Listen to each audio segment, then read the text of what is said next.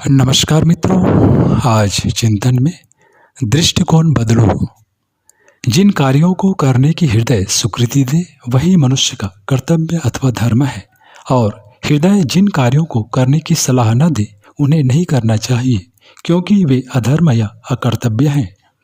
जो मनुष्य अपने कर्तव्यों का यथोचित रीति से पालन करता है, उस सदाचारी मनुष्य को कभी भी कोई दुख नहीं सहन करना पड़ता, क्योंकि वह ईश्वर की इच्छानुसार कार्य करता है। इसलिए ईश्वर सदैव उस पर दया दृष्टि रखते हैं।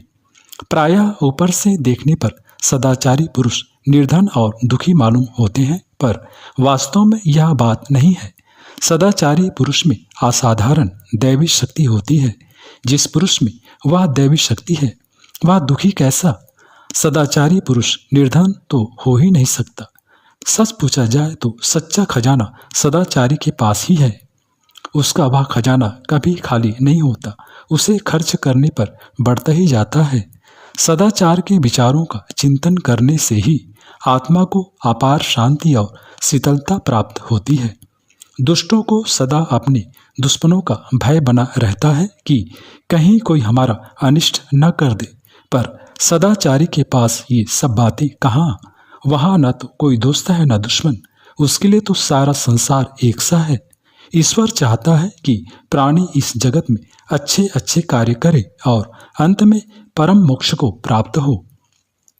अपनी कठिनाइयाँ हमें पर्वत के समान दुर्भेद्य, सिंह के समान भयंकर और अंधकार के समान डरावनी प्रतीत होती हैं, परंतु यह सब यथार्थ में कुछ नहीं, केवल भ्रम की भावना मात्र है।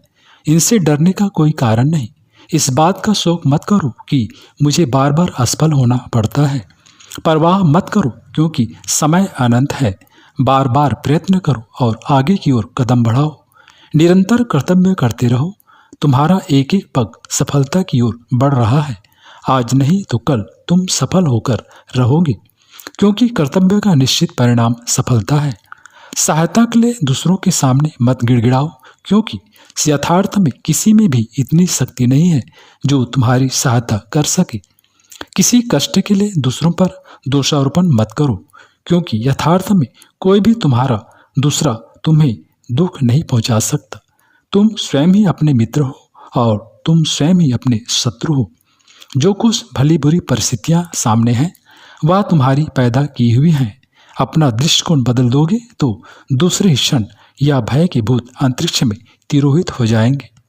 जन्म जन्मांतरों के सुसंस्कार जब एकत्रित हो जाते हैं, तभी मनुष्य ईश्वर की प्राप्ति के लिए व्यग्र भाव से प्रयत्न करना आरंभ करता है।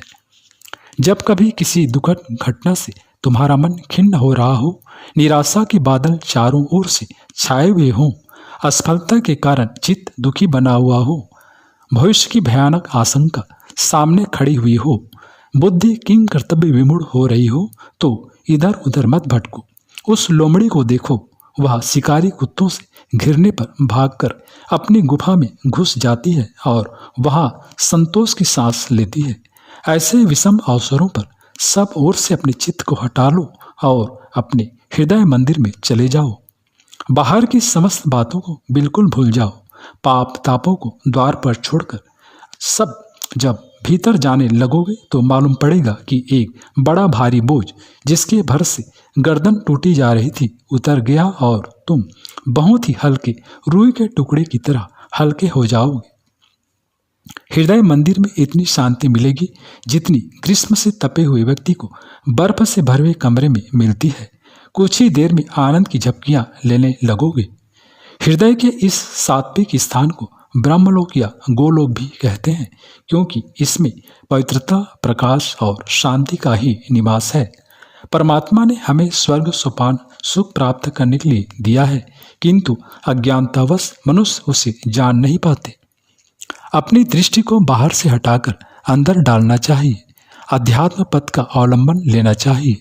जगत में इधर उधर भटकने वाला प्राणी इस शीतल वृक्ष के नीचे शांति प्राप्त कर सकता है।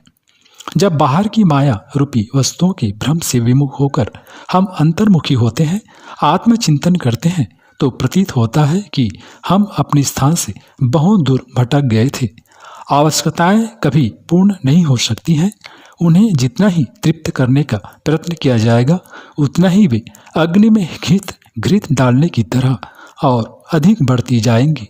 इसलिए इस छाया के पीछे दौड़ने की अपेक्षा उसकी ओर से पीठ फेरनी चाहिए और सोचना चाहिए कि हम कौड़ियों के लिए क्यों मारे मारे फिर रहे हैं, जबकि हमारे अपने घर में भंडार भरा हुआ है।